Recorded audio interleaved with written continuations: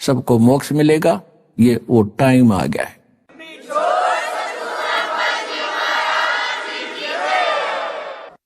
परमपिता परमात्मा पूर्ण ब्रह्म सारी सृष्टि के रचनहार कबीर देव जी, कबीर साहिब जी की असीम कृपा से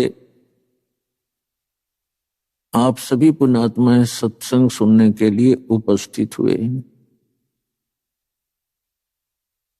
सत्संग में आने से प्राणी को ज्ञान होता है कि मानव शरीर परमात्मा ने इस प्राणी को किस लिए प्रदान किया है। जब तक हम सत्संग में नहीं आते तो हम जो कर्म, जो क्रियाएं हम कर रहे होते हैं उनको अंतिम मानकर ही हम करते रहते हैं। जब हम सत्संग सुनते हैं तो उस समय हमें अपने अस्तित्व का ज्ञान होता है, मनुष्य जीवन के उद्देश्य का ज्ञान होता है।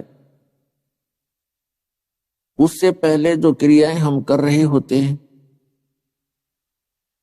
वो ऐसी ही क्रियाएं होती हैं जो अन्य प्राणी भी करते हैं।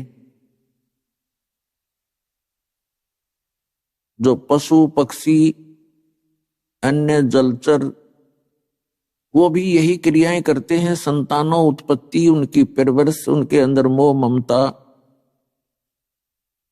और सारा जीवन उसी क्रिया में अपना वो व्यतीत कर जाते हैं।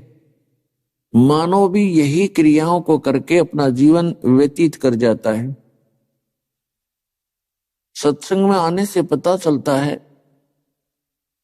कि परमात्मा ने ये दया इस प्राणी पर मनुष्य शरीर की किस लिए बख्शी है और सत्संग उसे कहते हैं जिसमें यथार्थ ज्ञान हो। यथार्थ ज्ञान का हम कैसे निर्णय करें वो यथार्थ है या गलत है, व्यर्थ है, उसके लिए कोई आधार बनाना पड़ता है। आज तक जितने भी धर्म बने हैं उनका कोई ना कोई सदग्रंथ है और कुछ वर्तमान के अंदर काल प्रेरणा से दिग्भ्रष्ट संत बन गए हैं। वो क्या कहते हैं कि जो संत बोल देते हैं, जो संत ज्ञान देते हैं वही सच्चा होता है। वो साथ में ये भी कहते हैं कि जैसे वेद भी, गीता भी, पुराण भी, कुरान और बाइबल भी, ये भी किसी ने बोले हैं। और इसी प्रकार हमारे गुरुजी ने जो ज्ञान दिया है तो वो भी तो संत है। तो पुण्यात्माओं, ये भूल सत्संग से मिटती है कि जो सदग्रंथ हम मानते हैं वो किसी व्यक्ति विशेष के बोले हुए नहीं है। जैसे वेदों और गीता और पुराणों को हम अज्ञानतावश ये मानते हैं कि वेद व्यास जी ने बोले और लिखे हैं। लिखे तो वेद व्यास जी ने हैं, लेकिन उनके बोलने वाली अन्य शक्ति है। जैसे पवित्र चारों वेद और पवित्र श्रीमद् भगवत गीता, ये परमात्मा का दिया हुआ ज्ञान है, किसी व्यक्ति विशेष का बोल। ये भूल सत्संग से मिटती है कि जो सदग्रंथ हम मानते हैं वो किसी व्यक्ति विशेष के बोले हुए नहीं है। जैसे वेदों और गीता और पुराणों को हम अज्ञानतावश ये मानते हैं कि वेद व्यास जी ने बोले और लिखे हैं। लिखे तो वेद व्यास जी ने हैं, लेकिन उनके बोलने वाली अन्य शक्ति है। जैसे पवित्र चारों वेद और पवित्र श्रीमद् भगवत गीता, ये परमात्मा का दिया हुआ ज्ञान है, किसी व्यक्ति विशेष का बोला हुआ नहीं है। 18 पुराण क्या है?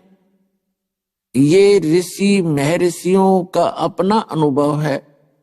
उन्होंने जैसा वेदों को गीता को समझा और जैसा उनका अनुभव हुआ, तो जो ज्ञान वेदों और गीता जी में है, यदि उनसे पुराणों का ज्ञान मेल नहीं खाता है तो वो यथार्थ ज्ञान नहीं है। वो व्यक्ति विशेष ऋषि विशेष का अपना अनुभव है, उसके अपने विचार है, और वो व्यर्थ है, वो यथार्थ नहीं है। यथार्थ का तात्पर्य यहां भिन्न हो जाता है। एक तो यथार्थ ये है कि वो जो भक्ति विधि है पुराणों में, यदि वे वेदों से नहीं मिलती है तो वो यथार्थ नहीं है। और जो उसमें कथाएं हैं, उसने ऐसा किया, उसने ऐसा किया, वो राजा ऐसा था, ये यथार्थ है। तो कहने का भाव यह है कि जैसे कुरान शरीफ है, ये किसी व्यक्ति विशेष की बोली हुई नहीं है, ये भी भगवान का दिया हुआ इतिहास है, ज्ञान है। जिस भगवान ने गीता का ज्ञान दिया, उसी ने कुरान शरीफ का ज्ञान दिया। कहने का भाव ये है कि जो ये कहते हैं कि संत जो ज्ञान देते हैं, उनके अनुयायियों के लिए वही यथार्थ होता है। उस संत के ज्ञान को हमने इन सदग्रंथों से भी मेल करना पड़ेगा। यदि इन सदग्रंथों से उस संत का ज्ञान मेल खाता है तो वो ज्ञान यथार्थ है। जैसे परम पूज्य परमेश्वर कबीर देव जी ने ज्ञान बोला, और वो ज्ञान सभी इन पवित्र सदग्रंथों से मेल खाता है। और जो इन सदग्रंथों में जो ज्ञान नहीं है, उनसे आगे का भी वो परमात्मा, उस समर्थ परमात्मा कबीर जी ने हमें ज्ञान दिया है। वो कारण क्या है, प्रमाण कहाँ है? जैसे श्रीमद् भगवत गीता अध्याय नंबर 4 के श्लोक नंबर 34 में कहा कि अर्जुन, उस पूर्ण परमात्मा के उस तत्व ज्ञान को जानने के लिए तत्वदर्शी संतों की खोज कर और उनसे वो ज्ञान पूछ, उनसे ज्ञान जान। इसी प्रकार यजुर्वेद अध्याय नंबर 40 के श्लोक नंबर 10 में कहा कि कोई तो परमात्मा को संभवात यानी जन्म लेकर आने वाला कहता है, उत्पन्न होता है श्री राम और श्री कृष्ण के रूप में, और कुछ असंभवात कहते हैं, अर्थात वो कभी जन्म नहीं लेता। इसका यथार्थ ज्ञान भी तत्वदर्शी संत बताते हैं, उनसे सुनो। इसी प्रकार पवित्र कुरान शरीफ सूरत फुरकानी 25 आयत नंबर 52 से 59 में बताया गया है कि कुरान शरीफ का ज्ञानदाता हजरत मोहम्मद जी को कह रहा है कि ए पैगंबर, मैं जो इस कुरान शरीफ के ज्ञान को आपको बोलकर सुना रहा हूं, इस पर भरोसा करना कि कबीर अल्लाह है। मुसलमान भाई तो कबीर का अर्थ बड़ा कर देते हैं, तो इसे सिद्ध है कि कुरान शरीफ के बोलने वाले से भी कोई अन्य बड़ा भगवान है, बड़ा अल्लाह है, गॉड है। और कुरान शरीफ का ज्ञान दाता कह रहा है कि वो ही है वो कबीर अल्लाह, जिसने 6 दिन में सृष्टि रची और 7वें दिन तख्त पर जा बैठा। और ये वही है जो आपको हजरत मोहम्मद जी को एक जिंदा महात्मा के रूप में मिले थे। और उसकी खबर सूरत फुरकानी 25 आयत 59 में कहा है कि उसकी खबर किसी बाखबर से पूछ देखो, ये वही परमात्मा है जिसने 6 दिन में सृष्टि रची, 7वें दिन तख्त पर जा विराजा। उसकी खबर किसी बाखबर से पूछो। इससे सिद्ध हो गया कि गीता ज्ञानदाता, वेद ज्ञानदाता और कुरान शरीफ का ज्ञानदाता ये किसी अन्य परमात्मा की जानकारी दे रहा है और कह रहा है कि उसके विषय में मैं अनभिज्ञ हूं। उस कबीर अल्लाह की, उस तत्व ब्रह्म की, परम अक्षर ब्रह्म की जानकारी कोई तत्वदर्शी संत बतावेगा, तो वो परमात्मा स्वयं ही लीला करता है। पूर्ण ब्रह्म अपने यथार्थ ज्ञान को स्वयं ही एक तत्वदर्शी संत के रूप में यहां प्रकट होकर के सुनाते हैं। तो वो ज्ञान जो है इन पवित्र सदग्रंथों, पवित्र कुरान, पवित्र बाइबल, पवित्र वेद, पवित्र गीता और पवित्र पुराणों से भिन्न है। इनसे भी मिलता है, इससे आगे का भी है। इसी प्रकार जिन महापुरुषों को वो परमात्मा मिले, उनके जो अनुभव की वाणी है, वो वाणी भी इन सदग्रंथों से मेल खाती है और परमात्मा द्वारा दिए गए तत्व ज्ञान से भी मेल खाती है। तो इसलिए हमने परमात्मा के ज्ञान को समझने के लिए इन सदग्रंथों को आधार मानना पड़ेगा। इन सदग्रंथों से हमें ज्ञान होता है। तो क्या बताते हैं? मानुष जन्म दुर्लभ है, मिले न बारंबार, तरवर से पत्ता टूट गिरे, वो बहोर न लगता डार। मानुष जन्म पाए कर जो नहीं रटे हरि नाम, जैसे कुआ जल बिना फिर बनवाया क्या काम। अपना आत्मा मनुष्य जीवन पाकर हम भक्ति भी करते हैं और वो भी मनमाना आचरण करते हैं, शास्त्र विधि त्याग कर किसी संत विशेष की बताई भक्ति विधि पर हम अपना जीवन व्यर्थ करते हैं। तो वो भी हमारे जो जीवन का उद्देश्य था उससे भी पूरा नहीं हो पाएगा। जो भक्ति नहीं करते वो भी अपना मनुष्य जीवन व्यर्थ कर रहे हैं, और जो भक्ति कर भी रहे हैं वो भी शास्त्र विधि त्याग का मनमाना आचरण कर रहे हैं। नकली संतों के पास बैठकर तो वो भी अपना जीवन व्यर्थ कर रहे हैं। दास का उद्देश्य है कि सभी सदग्रंथों से सच्चाई को निकालकर भगत समाज के सामने प्रस्तुत करूं, ताकि आप अपनी दिशा को ठीक कर सकें। तो उसके लिए हमने कोई आधार बनाना पड़ता है। तो हमारे इस दास के सत्संगों का आधार रहेगा पवित्र चारों वेद, पवित्र 18 पुराण, पवित्र श्रीमद् भगवत गीता और अन्य जो सदग्रंथ हैं, और पवित्र कुरान, पवित्र बाइबल, पवित्र गुरु ग्रंथ साहिब। तो इन सदग्रंथों के अंदर जो ज्ञान है वो हमारे मनुष्य जीवन का यानी भगत समाज का एक सिलेबस है, एक पाठ्यक्रम है। और पाठ्यक्रम के अंदर एक विद्यार्थी का सारा जो लिखा हुआ होता है कि उसने केवल उस पाठ्यक्रम के अनुसार ही अपना रिमेम्बर करना है, उसको याद करना है। और जो टीचर सिलेबस से हटकर ज्ञान सुनाते हैं वो दंत कथा है, लोक वेद है, उससे जीवन नाश हो जाएगा। कबीर साहब कहते पीछे लग गया जाऊं था मैं लोक वेद के साथ, रस्ते में सतगुरु मिले दीपक दे दिया हाथ। कबीर साहब कहते हैं कि पीछे लग गया जाऊं था, अपने आप पर ही उदाहरण देते हैं भगवान हमें समझाने के लिए। यदि किसी को सीधा कोई टोक दे, कह दे कि आपकी भक्ति विधि गलत है, ठीक नहीं है, वो सिर हो जा, लड़ पड़े। हम ऐसी बुद्धि के हो गए, ऐसा स्वभाव बिगड़ गया हमारा, हम भगत होते हुए भी और मारने काटने को तैयार हो जाते।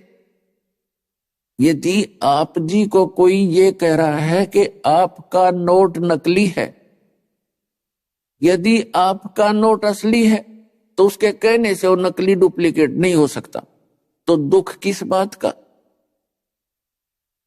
और यदि किसी ने आपके नोट को नकली कहा है और आप असमंजस में पड़ते हो तो उसकी जांच करवा ले, इतनी सी बात। तो उसमें लड़ने और झगड़ने की क्या बात है? वो तो दुष्ट लोग झगड़ा करते हैं, जैसे कोई डुप्लीकेट माल बेच रहा हो और उसको उसके विषय में कोई किसी ग्राहक को बता दे कि उस दुकान पर डुप्लीकेट माल बिकता है भाई, तो वो लड़ने के लिए आता उस बताने वाले के लिए कि तूने क्यों मेरी पोल खोल दी। तो वो दुष्ट इंसान होता है, उसका उद्देश्य जनता को ठगना ही होता है।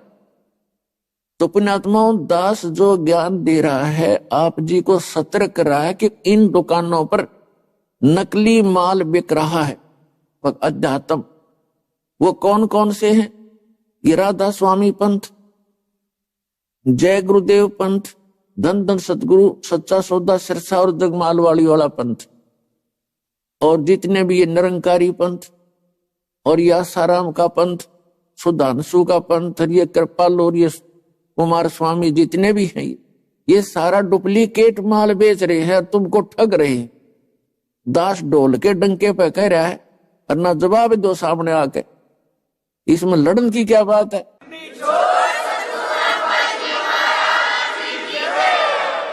तो जो झगड़ा जो करते हैं वो दुष्ट लोग होते हैं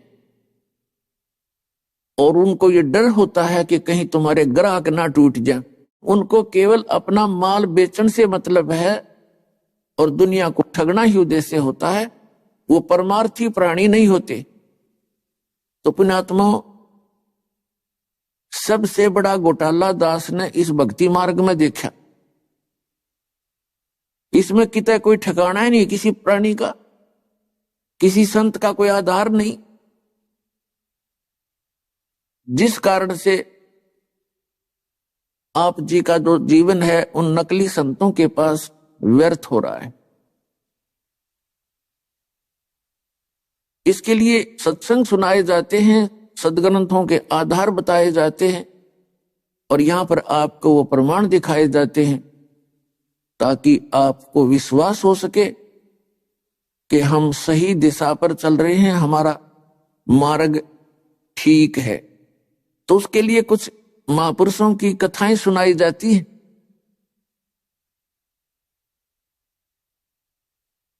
और ये प्रमाणित किया जाता है कि इन महापुरुषों ने भी यही साधनाएं की और वो पहले आपकी तरह ही आरूढ़ थे। आप जिस साधना को वर्तमान में कर रहे हैं और वो संत, वो पुण्यात्मा पहले आपकी तरह ही दृढ़ होकर उस गलत दिशा में सफर कर रहे थे और परमेश्वर ने स्वयं आकर के उन पुण्यात्माओं को ठीक दिशा दी, क्योंकि परमात्मा के बिना कोई भी प्राणी इस पृथ्वी पर यथार्थ ज्ञान नहीं बता सकता, क्योंकि उसको अपने जन्म का पता नहीं कब हुआ था, और ही बताते हैं कि तेरा जन्म उस दिन हुआ था। तो वो यथार्थ ज्ञान कैसे दे सकता है? यथार्थ ज्ञान परमात्मा देता है। वेद प्रमाण करते हैं, ऋग्वेद मंडल नंबर 9 और सूक्त नंबर 1 मंत्र नंबर 8 और 9 में प्रमाण है कि वो परमात्मा पूर्ण ब्रह्म, वो 3 प्रकार के शरीर से हम सभी प्राणियों का धारण पोषण करता है, संभाल करता है, केयर टेक करता है। एक रूप में वो परमात्मा सचखंड के अंदर, सतलोक के अंदर, यानी उस धूलोक के तीसरे भाग में, उस धूलोक का अर्थ होता तेजो में स्थान, लोक माने पृथ्वी, स्थान जैसे पृथ्वी लोक, तो लोक का अर्थ होता स्थान। तो ये वहां एक सतलोक स्थान है, उसके तीसरे पोर्शन में यानी सबसे ऊपर के पोर्शन में वो परमात्मा एक बहुत बड़े गुम्बज के अंदर विराजमान है। वहां उनके मनुष्य दृश्य है, सिंहासन पर विराजमान है, सिर पर छत्र है, मुकुट है, और उस परमात्मा के एक रोम को कितनी रोशनी है, करोड़ सूर्य मिला दे, करोड़ चंद्रमा, तो भी परमात्मा के एक रोम की रोशनी यानी प्रकाश अधिक है। दूसरी स्थिति में वो परमात्मा आते हैं प्रत्येक युग में, एक किसी सरोवर के अंदर कमल के फूल के ऊपर वो विराजमान होते हैं। और वहां से कोई निसंतान उनको उठा ले जाते हैं दंपति, फिर वो प्रवेश करते। तो उस समय परमात्मा के प्रवेश की लीला कंवारी गायों से होती है। धीरे धीरे बड़े होते हैं, छोटी ही उम्र में अपने तत्व ज्ञान का संदेश देना शुरू करते हैं और बड़े बड़े विद्वान उनके सामने फीके पड़ जाते हैं। यही लीला परमेश्वर ने, दूसरे प्रकार की लीला परमेश्वर कबीर देव जी ने सन 1398 संवत 1455 ज्येष्ठ सुदी पूर्णमासी को भारतवर्ष की पावन भूमि पर काशी शहर के बाहर एक कमल के फूल पर लहर तारा तालाब के अंदर परमात्मा आकर के शिशु रूप धारण करके विराजमान हुए। और इसके प्रत्यक्ष दृष्टा थे श्री अष्टानंद महर्षि, जो महर्षि रामानंद जी के शिष्य थे। तो कहने का भाव ये है कि उस समय जब परमात्मा आए तो 5 वर्ष की लीला में आयु में, और 104 वर्ष के उस महर्षि रामानंद के छक्के छुड़ा दिए ज्ञान में, और मानना पड़ा उस 104 साल के वृद्ध उस ब्राह्मण पंडित ने, जिसको वेदों का ज्ञाता और पुराणों का ज्ञाता, श्रीमद् भगवत गीता का विद्वान माना जाता था। उसने नतमस्तक होकर कहा कि तुम स्वामी मैं बाल बुद्धि, मेरा कर्म भ्रम भयो नाश, गरीब दास निज ब्रह्म तुम मेरा हो गया दृढ़ विश्वास, कि आपके ज्ञान के सामने तो मैं एक बाल बुद्धि, एक बालक जैसी बुद्धि वाला व्यक्ति हूं। मैं तो अपने आप को महर्षि बनाए बैठा था। ये परमात्मा तेरे ज्ञान के आगे हमारे ज्ञान का कोई स्थान। और तीसरे प्रकार की स्थिति कैसे करते हैं परमात्मा, कभी भी कहीं पर भी, जैसे सतयुग त्रेता द्वापर में उसमें ऋषियों का ज्यादा प्रचलन था, तो परमात्मा ऋषि रूप में प्रकट होकर के ज्ञान दिया करते थे, कभी भी कहीं प्रकट हो जाते थे। और कलयुग के अंदर परमात्मा एक जिंदा महात्मा के रूप में, एक साधु संत के रूप में आकर के प्रकट होते हैं, क्योंकि कलयुग में इन संतों का ही अधिक बोलबाला रहेगा। तो जब वो परमात्मा संत रूप में यहां प्रकट होते हैं तो किसी अच्छी आत्मा को मिलते हैं, पुण्य आत्माओं को मिलते हैं, उनको अपना यथार्थ ज्ञान सुनाते हैं और उस स्थान से परिचित कराते हैं जहां वो परमात्मा कबीर जी स्वयं रहते हैं। और वहां से फिर उनको वापस छोड़ कर जाते हैं। फिर वो महापुरुष उन आंखों देखा परमात्मा के उस निज स्थान सतलोक सचखंड का वो वर्णन करते हैं।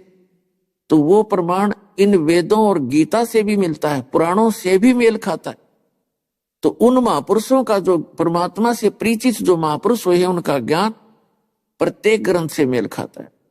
और जितने भी राधा स्वामी पंथ, निरंकारी पंथ और ये आसाराम के पंथ, और जितने भी ये कृपाल और ये सुधांशु जी और ये कुमार स्वामी, इनका ज्ञान लोक वेद है, ना किसी वेद से मेल खाता है, ना किसी पुराण से मेल खाता है। ये ब्रह्मा विष्णु महेश को अजरो अमर सर्वज्ञ कालज्ञ बताते। तो ये परमात्मा से परिचित संत नहीं है, इनके पास यथार्थ ज्ञान नहीं है। अपने आत्माओं इसी प्रकार जो परमात्मा तीसरी स्थिति में आते हैं, वहां किन किन को मिले, वेद में लिखा है। ऋग्वेद मंडल नंबर 9 सूक्त नंबर 1 और मंत्र 8-9 में ये आपको बता दिया स्थिति। ऋग्वेद मंडल नंबर 9 सूक्त नंबर 82 के मंत्र 1, 2, 3 में, ऋग्वेद मंडल नंबर 9 सूक्त 86 के मंत्र 26 और 27 में, ऋग्वेद मंडल नंबर 9 सूक्त 20 मंत्र 1 में, ऋग्वेद मंडल नंबर 9 सूक्त 96 यानी 96 के मंत्र 16 से लेकर 20 में, ऋग्वेद मंडल नंबर 9 सूक्त 94 के मंत्र 1 में, ऋग्वेद मंडल नंबर 9 सूक्त 95 के मंत्र 2 में, और भी अनेक स्थानों पर ये प्रमाण है। उसमें क्या निष्कर्ष है इन सदग्रंथ का, ऋग्वेद के मंत्रों का, कि वो परमात्मा सतलोक के धूलोक के तीसरे, यानी सतलोक कहो चाहे धूलोक कहो, सतलोक के तीसरे पोर्शन में, तीसरे भाग में, पृष्ठ में ऊपर विराजमान है। राजा के समान सिंहासन पर बैठा है, देखने में राजा के समान है। और वही परमात्मा अपने रूप को हल्का करके सरल करके, यानी जैसे किसी कक्ष में कमरे में 3-4 ट्यूब जग रही हो, कोई 1000 की, कोई 500 की, कोई 100 की, उसमें एक 0 वाट का भी बल्ब हो तो सभी ऑफ करके एक 0 वाट का ऑन कर दिया तो पर्याप्त प्रकाश प्राप्त है, उपलब्ध है, उससे काम चलेगा उसमें।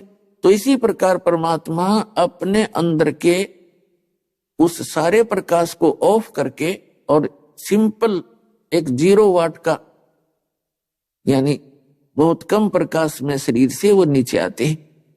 फिर भी अन्य प्राणियों से उनका रूप, उनका चेहरा कुछ भिन्न ही होता है। तो इस प्रकार वो परमात्मा नीचे आते हैं, अच्छी आत्माओं को मिलते हैं, और नीचे आकर मिलने का उनका उद्देश्य क्या होता है कि उस तत्व ज्ञान का उपदेश करते हैं।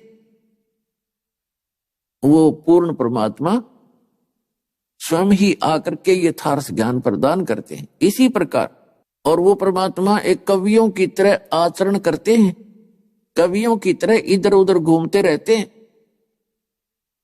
कहीं पर भी खड़ा होकर के ऊंचे स्वर में आवाज लगाना शुरू कर देते हैं अपने यथार्थ ज्ञान का। तो वो लीला परमेश्वर कबीर देव जी ने 600 वर्ष पहले सन 1398 से सन 1518 तक 120 वर्ष ये लीला की, और सह शरीर आए थे लाखों लोगों के सामने, सह शरीर चले गए थे मगर स्थान से।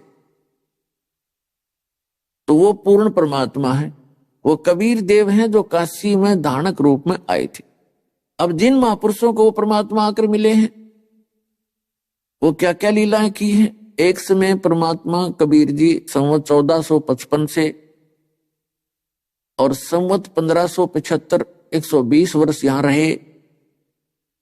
उसी दौरान वो परमात्मा जिस उद्देश्य को लेकर आते हैं, अच्छी आत्माओं को मिलते हैं, उनको यथार्थ ज्ञान से परिचित कराते हैं, अपना वो साक्षी तैयार करते हैं। उनमें से एक धर्मदास नाम के बहुत बड़े सेठ थे, और परमात्मा की तलाश में, परमात्मा की तड़प में ये पुण्यात्माएं भटकती ही रहती हैं, ये चैन से बैठ नहीं सकती।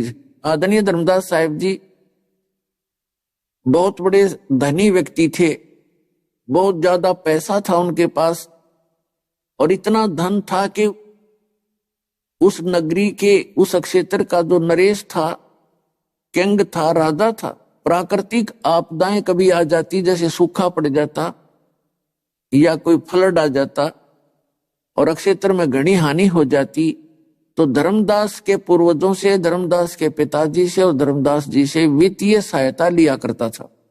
वो इतने सेठ थे, और इतना धन होते हुए, इतना सुख संपन्न होते हुए, जो प्राणी परमात्मा को खोज रहा है तो वो बहुत ही पुण्यकर्मी है, पिछले जन्मों के उनके पुण्यों का कोई अंत नहीं। इसी प्रकार के ये महापुरुष थे। श्री धर्मदास जी बांधवगढ़ वाले, मध्य प्रदेश के अंदर एक बांधवगढ़ नगर है, वहां रहा करते थे। उन्होंने एक रूपदास नाम के वैष्णु यानी विष्णु जी के पुजारी, उपासक, संत से दीक्षा भी प्राप्त कर रखी थी। तो पुण्यात्माओं, इस उदाहरण से, इस कथा से आपको आपके लगभग सारे जो डाउट हैं, शंका हैं, वो समाधान हो जाएंगे कि गुरु बदलना चाहिए या नहीं चाहिए, और जो साधनाएं आप जी कर रहे हो वो कितनी सत्य है, कितनी असत्य है। आदरणीय धर्मदास साहिब जी को उनके पूर्व गुरु श्री रूपदास जी ने, वैष्णव ने, साधनाएं बता रखी थी। ओम भगवते वासुदेव नमः, ओम नमः शिवाय, और गीता जी का नित्य पाठ, एकादशी का व्रत, जन्माष्टमी का व्रत, और तीर्थों पर जावे, मंदिरों में मत्था टेके, शालिग्राम मूर्ति की पूजा करे, ये सारा कर्मकांड आज ही उन्होंने सारा कुछ बता रखा था, जो वर्तमान में सभी हिंदू समाज के जो धार्मिक व्यक्ति उन्हीं पूजाओं को कर रहे हैं। अब अपने गुरुदेव जी के बताए मार्ग पर दृढ़ होकर के, जैसे आप और हम लगे हुए थे इस ज्ञान से पहले, इतनी दृढ़ता से, समर्पित भाव से वो पुण्यात्मा परमात्मा की साधनाएं किया करता था। उनके गुरुदेव रूपदास जी ने जो ज्ञान दिया था कि बेटा 68 तीर्थों पर जो भ्रमण कर लेता है उसका कल्याण निश्चित है, क्योंकि विद्यार्थी वही होता है और रोगी वही होता है जो डॉक्टर के बताए प्रत्येक साधन को अपनावे। रोगी वही होता है जो डॉक्टर औषधि दे उसको सारी को खावे। इसी प्रकार धर्मदास जी को परमात्मा चाहिए था, जो भी गुरुदेव ने बताया उसको शिरोधार्य किया और भ्रमण करते हुए तीर्थ यात्रा करते हुए वो मथुरा में पहुंच गए। मथुरा की क्या महिमा बता रखी है कि वहां पर भगवान श्री कृष्ण जी बचपन के अंदर वहां गौवें चराया करते थे और उस धरती के ऊपर भगवान की चरणों की रज लगी हुई है और उससे जीव का उद्धार हो जाता है। और साथ में भगवान श्री कृष्ण जी ने एक गोवर्धन नामक गिरिराज यानी पर्वत को अपने हाथ से उठा दिया था। ये जो देवताओं का राजा इंद्र है, ये किसी बात से अक्षुब्ध होकर के वहां ब्रज के अक्षेत्र को डबोना चाहता था, वर्षा गणी करके फल ला करके। तो श्री कृष्ण जी ने उसके सारे उस प्रयत्न को फल लाने के उद्देश्य को उस गोवर्धन पर्वत को अपने हाथ से उठाकर आसमान में काफी ऊंचा कर दिया और पूरी व्रज नगरी के ऊपर के वो पहाड़ छा दिया। इंद्र ने खूब अपना प्रयत्न कर लिया, सारी वर्षा कर ली और सारी वहां ब्रज के अक्षेत्र को डबोना चाहता था, वर्षा गणी करके फल ला करके। तो श्री कृष्ण जी ने उसके सारे उस प्रयत्न को फल लाने के उद्देश्य को उस गोवर्धन पर्वत को अपने हाथ से उठाकर आसमान में काफी ऊंचा कर दिया और पूरी व्रज नगरी के ऊपर के वो पहाड़ छा दिया। इंद्र ने खूब अपना प्रयत्न कर लिया, सारी वर्षा कर ली और सारी सोख ली उस पहाड़ ने, गिरिराज ने, और ब्रज की रक्षा होगी। इंद्र ने हार मान ली श्री कृष्ण जी से। फिर वो पर्वत वापस रख दिया। अब लोग उन धार्मिक गुरुओं ने ये भ्रमणा फैला रखी है कि जो गोवर्धन उस गिरिराज की परिक्रमा कर ले उसका बेड़ा पार हो जाएगा। पुण्यात्माओं, ये अज्ञान का एक लंबा इतिहास है। अब यहां पर धर्मदास जी उसी उद्देश्य से वहां गए हुए थे। तो धर्मदास जी सुबह सुबह स्नान करके उस तालाब में, जिसमें यह बताया जाता है कि श्री कृष्ण जी जब ग्वाले थे, यहां पर गौवें चराया करते थे, इस सरोवर में स्नान किया करते थे। तो उस जोड़ में सभी स्नान करते हैं, उसको तीर्थ मान के उसमें स्नान किया और प्रतिदिन जो वो नित्य नियम अपना करते थे, गीता जी का पाठ और भी जो अपना मंत्र जाप करते थे, उसके लिए चादर बिछाकर उस स्थान को लीप कर गाय के गोबर और मिट्टी मिला करके एक पवित्र मानते हैं, उसको शौच किया, वहां पर चादर बिछाकर बैठिए और अपना नित्य नियम करने लगे। नित्य नियम का अर्थ होता है प्रतिदिन की जाने वाली धार्मिक क्रियाएं। तो सुबह का जो नित्य नियम वो करने लगे, उसमें क्या क्या करते थे? श्री कृष्ण यानी विष्णु जी की मूर्ति साथ रखते थे, उसको स्नान कराते हैं, पुराने कपड़े उनके उतार के भगवान के नए कपड़े पहनाते हैं, तिलक लगाते हैं, गले में कंठी माला डाल देते हैं, ऊपर मुकुट रख देते हैं। उसके बाद फिर अपना गीता जी का पाठ और जो मंत्र उनको बताए हुए थे उनकी पूजा करते हैं। उसी समय वो परमात्मा कहते हैं, गोता मारू स्वर्ग में जा बैठूं पाताल, और कह कबीर ढूंढता फिरूं अपने हीरे मोती लाल। अपने हीरे मोती लालों को खोजते हुए, अच्छी आत्माओं को खोजते हुए वो परमात्मा ऐसे ही भटकते हैं। और ये वेद भी प्रमाण करते हैं तो उसी उद्देश्य से, उसी अपने गुण धर्म के आधार से वो परमात्मा वहां एक जिंदा महात्मा का, जिंदा बाबा का रूप बना के और 50 फुट की दूरी पर धर्मदास जी से दूर बैठ गए, जहां वो अपनी नित्य नियम की क्रियाएं कर रहा था।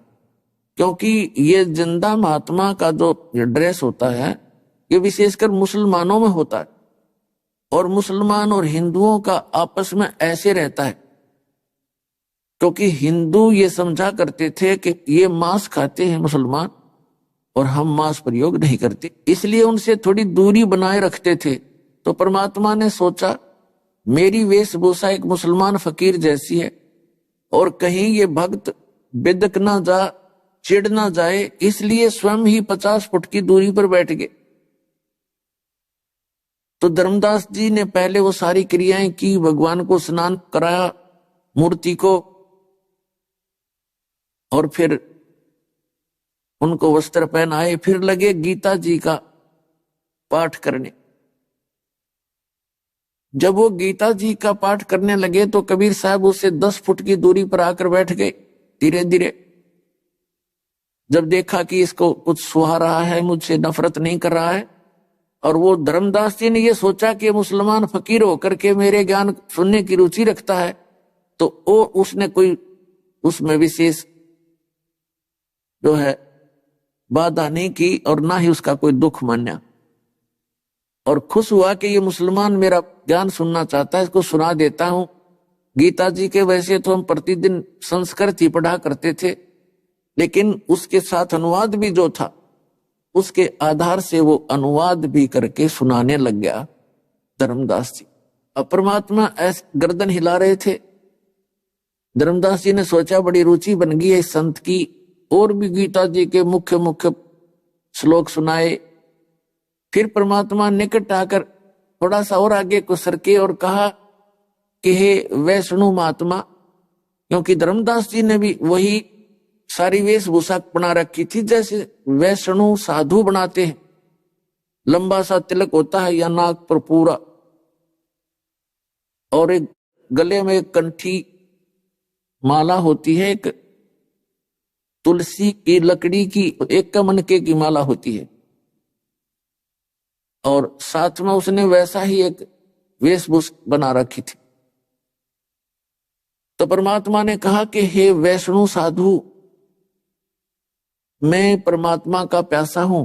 परमेश्वर ने स्वयं, अब इस काल ने पुण्यात्माओं हमारे को कितना भ्रमित कर दिया। हमारे पिता ने, हमारे परमात्मा ने हमारे निकट आने के लिए अब क्या क्या फार्मूले अपनाने पड़ते हैं। आंखों से आंसू आते हैं जब परमात्मा की हम ये प्रक्रिया देखते हैं कि हम कितने नालायक हैं। इस गंदे लोक में, इस गंदे ज्ञान से हम कितने ओतप्रोत हो गए।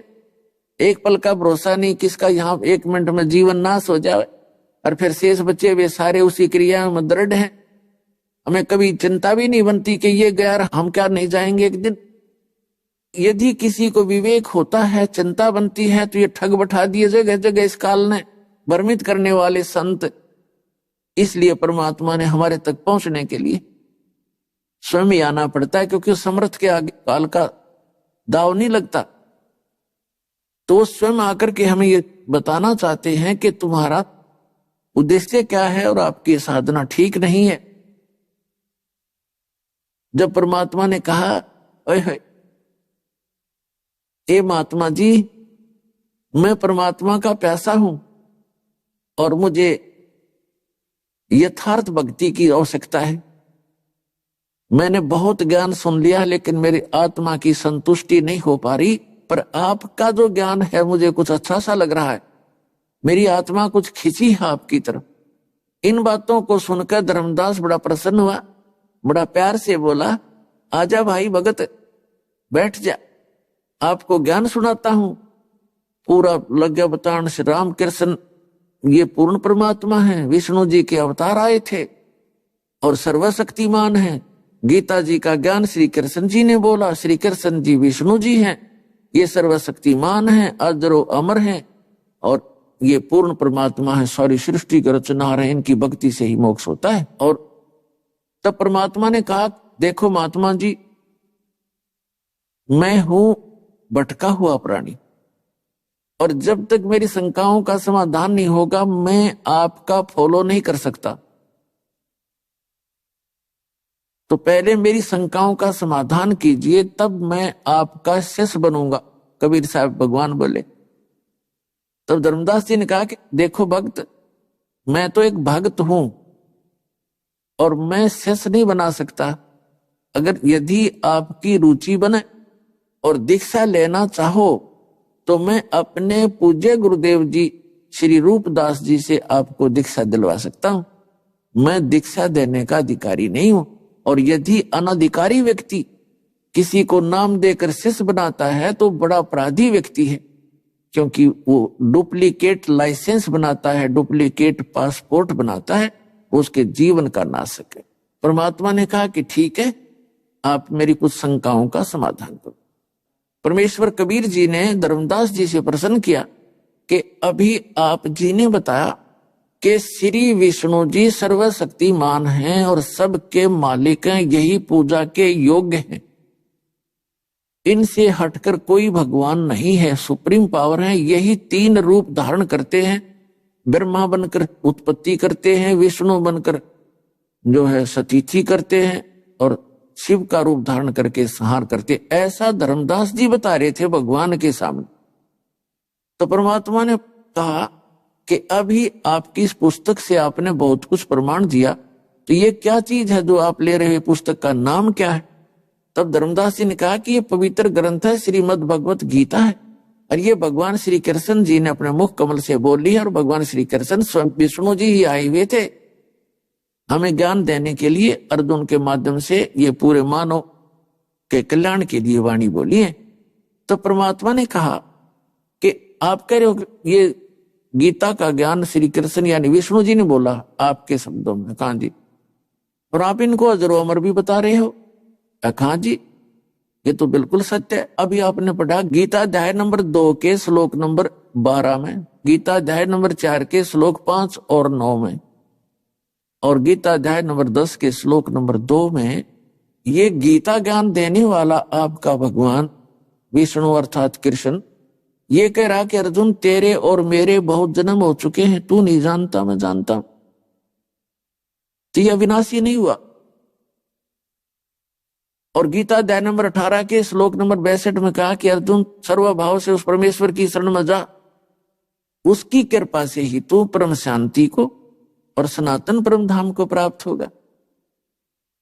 तो इसे सिद्ध हुआ कि आपके गीता ज्ञान देने वाले भगवान से कोई अन्य है सुप्रीम पावर, और जिसकी शरण में जाने से ही मोक्ष संभव है। अब धर्मदास तो सुन हो गया, इबाग और के बतावे, उस दिन वो अक्षुब्ध हो गया, कहने लगा ए भगत तू हमारे देवी देवताओं के साथ ऐसी अभद्र टिप्पणियां कर रहा है, तो उनको नासवान बता रहा है। परमात्मा बोले मैं नहीं बता रहा, आप बता रहे हो, मैं तो आपको समझा रहा हूं कि आपने ऐसे ऐसे बोला था। अब धर्मदास जी नाराज हो गए, क्योंकि पुण्यात्मा जो श्रद्धालु होते हैं वो ड्योटी होते, ड्योटी मान समर्पित होते हैं, और उन्होंने थोड़ा सा दुख माना। तो परमात्मा अंतर ध्यान हो गए उसके सामने से, अंतर ध्यान हो गए तो उसने सोचा कि वो आम आदमी नहीं था, ये आम आदमी नहीं था, ये तो परमात्मा थे। और फिर उस गीता जी को पुनः देखा जब वो अंतर ध्यान हो लिए रोते रोते ने, उन्होंने सारी साची थी, क्योंकि परमात्मा कहते हैं आपका भगवान यो गीता ज्ञान दाता वैसे तो श्री कृष्ण नहीं है, श्री कृष्ण में प्रवेश करके वो काल बोल रहा है, ब्रह्म बोल रहा है, जो इनका ब्रह्मा विष्णु में इसका पिता है और दुर्गा जी का पति है। वो कह रहा है 7वें अध्याय के 8, 9, 10 मंत्रों में कि इन बुद्धिमानों की बुद्धि और बलवानों का बल मेरे हाथ में है, रिमोट से चलाता हूं इनको। अब जैसे पुण्यात्मा आप जी गीता पढ़ा करते, विशेषकर हिंदू समाज के पुण्यात्मा जो भक्त है, और हम भी पढ़ा करते, जब तक हमारी बुद्धि का रिमोट इस काल भगवान के हाथ में था, हम पढ़ जाया करते, सोचने की आवश्यकता नहीं समझते थे ये लिखा क्या है। और ऐसे ही बलवानों का बल मेरे हाथ में है, ये काल कहता है गीता ज्ञानदाता।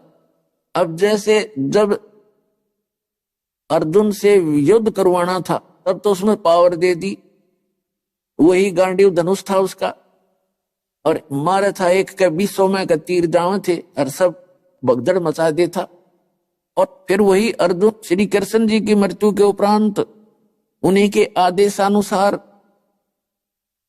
उस द्वारका की स्त्रियों को, क्योंकि सब नर खत्म हो गए थे आपस में लड़के, 56 करोड़ यादव थे, आपस में लड़ मरे थे और कत्लेआम हो गया था इनका, आपस में कट के मर गए थे। 56 करोड़ यादव कंप्लीट नाश हो गए थे, केवल जो गर्भ में बालक थे, लड़की या लड़के, वही शेष रहे थे। तो स्त्रियों को लेकर के साथ उसी धनुष के साथ वो चल रहा था। रास्ते के अंदर भीलों ने, जंगली लोगों ने अर्जुन को पीटा और सभी स्त्रियों के गहने छीन लिए, कुछ औरतों को भी भगा ले गए साथ में। और अर्जुन खड़ा खड़ा कांप रहा था, हाथ नहीं उठा उसका, ना वो धनुष उठा। तो उस समय अर्जुन श्री कृष्ण को कोस रहा था कि तूने हमें सदा धोखा ही धोखा दिया, रिश्तेदार होकर भी ना बख्शा तूने हमारे को। जब मुझसे युद्ध करवाना था जब तो तूने पावर दे दी, और कितने जीव हिंसा कर डाली मैंने सूरवीर बन के, और आज मेरे तो वही धनुष है, आज ये हाथ भी ना उठता मेरा, और मैं खड़ा खड़ा देख रहा हूं, कायर की तरह खड़ा हूं। तो यहां परमात्मा निर्णय करते हैं कि श्री कृष्ण छलिया नहीं थे, श्री विष्णु कहो श्री कृष्ण कहो, इनका रिमोट भी उस काल के हाथ में है। तो उस काल ने ही अर्जुन से ये जुल्म करवाया था, शक्ति दी थी, और उसी ने वह शक्ति छीन ली थी। उस समय वो खड़ा खड़ा पिट रहा था। तो ये कहता है बुद्धिमानों की बुद्धि, बलवानों का बल मेरे हाथ में है, ये स्पष्ट करता। तो इसी प्रकार हमारी बुद्धि इस काल के हाथ में थी, और जब इस दास के ऊपर परमात्मा कबीर जी का पंजा हुआ तो काल की छाया हट गई, परमात्मा की रिमोट से हमारी बुद्धि काम करने लगी। तब इन सदग्रंथों को समझ पाया ये दास। तो धर्मदास जी उन्हें पढ़ रहा उन मंत्रों को जिस पे परमात्मा ने टिप्पणी की थी। अब धर्मदास रो रहा है, अगर सचमुच ये तो भाई बात बिगड़ गई, ये तो सारा कुछ न्यू का न्यू है। अब यूं तो खुद कह रहा मेरे जन्म और तेरे जन्म अर्जुन बहुत हो रही है, श्री कृष्ण जी कह रहे हैं, और फिर कह रहा है उसकी शरण में जा, उसकी कृपा से ही तू जन्म मृत्यु से रहित होगा, जैसे 15वें अध्याय के 4थे श्लोक में कहा है कि तत्वदर्शी संत की खोज के उपरांत परमेश्वर के उस परम पद की खोज करनी चाहिए, जहां जाने के बाद साधक फिर कभी लौटकर संसार में नहीं आते। और जिस परमेश्वर ने सब ब्रह्मांडों की रचना की है, यानी संसार रूपी वृक्ष की प्रवृत्ति जिससे विस्तार को प्राप्त हुई है, यानी उल्टा लटका हुआ संसार रूपी वृक्ष है। भावार्थ है कि जिसने सारे ब्रह्मांडों की रचना की है, केवल उसकी भक्ति करो, अन्य की नहीं। अपनी भक्ति को भी मना कर रहा है श्री कृष्ण। समझो धर्मदास जी तो श्री कृष्ण ही मान रहे थे, उसके कलेजे पे पत्थर टिक गया, लेकिन पुराना रंग इतना गहरा था फिर भी ना माना। तो लेकिन अगले दिन वो भक्ति करना उसकी रुचि नहीं बनी। अब बताइए तो सचमुच या अपना स्वान। देखो पुण्यात्माओं जो थोड़े से भी विवेक रखते हैं, कहते हैं एक के चोट से धारिया जिन मिलन दाचा, उसके एकदम इतना धक्का लगा, अब सचमुच या तो बात बिगड़ गई। अब ये तो भगवान थे, उन अपने मन में सोचा ये परमात्मा थे या कोई सिद्ध पुरुष थे और पूर्ण विद्वान है। सारी रात रोया, हे भगवान एक बार फिर मिले, हे परमात्मा हो तो फिराओ, या कोई सिद्ध पुरुष हो मेरी गलती माफ करो, मुझे फिर से ज्ञान सुनाओ। सारी रात करवट लेता रहा। पहले दिन की वार्ता में उसने कटु वचन बोले थे धर्मदास जी ने, परमात्मा को जिंदा महात्मा के रूप में बैठा देखकर ये सोचा था ये मुसलमान है, और एक व्यंग कसा था कि हम जीव ऐसा नहीं करते अन्यों की तरह। तो इस तरह की बातें बहुत कटु वचन बोले थे, तो परमात्मा अंतर्ध्यान हो गए थे। उसमें अगले दिन धर्मदास जी ने सोचा अब क्या तो भक्ति करूं, परमात्मा की काफी डिस्कस हुई थी कि पहले दिन जब परमात्मा ने कहा कि धर्मदास जी आप जिस सरोवर में स्नान करके बाहर आए हो, क्या इससे मोक्ष होगा? ये तीर्थ आपका? कहा जी होगा। अरे इसमें आपसे पहले ये जीव जंतु, मछली, कछुए, मेंढक, ये सारा जीवन इस समय व्यतीत करें, ये कितना मोक्ष हो दिखते। तो इस तरह की बहुत सी बातें परमात्मा ने उसे डिस्कस की थी जिससे वो क्षुब्ध हो गया था। अब उसको सारी बात समझ में आवे कि सचमुच हम तो एक दिन नहावे इस तीर्थ में, और ये मेंढक, मछली, इसी के अंदर जीव जंतु सारे ही रहते, एक दूसरे को उसने खा रहा है, उसको खा रहा है, इनका बुरा हाल हो रहा है, इनको कहाँ चैन है? क्या तीर्थ में नहाने से शांति होती है? इनको पहले होनी चाहिए जो इसमें मछली है, कछुए हैं, मेंढक है। अब फिर बुद्धि काम करने लगेगी परमात्मा के ज्ञान के बाद, उसको कुछ दिखाई देने लगा कि सचमुच हम तो गलत रास्ता चल पड़े। हे परमात्मा एक बार फिर आइए, एक बार फिर से दर्शन दो, मैं सारी बात सुनूंगा। अब सुबह उठा धर्मदास जी, वो अपने नित्यनेम करा करता हुआ, घंटी घंटी बजाया करता, भगवान ने नवाया करता, वो छोड़ छाड़ दी क्योंकि रुचियां नहीं बनी। अगले दिन फिर उसने क्या किया, वक्त से उठा, जैसा भी उसने अपना लिपा पोती करके, मड प्लास्टर करते हैं, लीपते हैं गाय के गोबर और मिट्टी को मिला करके, तो वहां पर भोजन बनाया। भोजन बनाने के लिए चूल्हा चढ़ाया, लकड़ी लाई, एक मोटी लकड़ी, उसमें सहयोगी लकड़ी लगा के आग जला दी, ऊपर अपना सब्जी बनाई, फिर रोटी पोई, भात बनाई। अंधेरा था, सुबह वक्त से उठा, वो लकड़ी जलती जलती चूल्हे के पास आगी, वो मोटी लकड़ी, वह बीच से थोथी थी, होलो थी, और उसमें कुछ वो गीलापन भी था क्योंकि जंगल से तोड़कर लाया था, थोड़ा थोड़ा गीलापन था, ज्यादा नहीं। तो उसमें क्या था कि जो थोथी लकड़ी थी लंबी 2-2.5 फुट की, वो जलती जलती आकर के 8-9 इंच की शेष रह गई थी। उसमें से चींटियां निकल रही थी मुंह में अंडे लेकर, और बाहर निकलने की चेष्टा करें, आगे से तो जल रही थी अग्नि से, बाहर निकलने की चेष्टा कर रही थी, कुछ तो धुएं से, जो थोथी लकड़ी में से धुआं और उसकी झल आ रही थी, तपत आ रही थी अग्नि की, उसमें जल रही थी।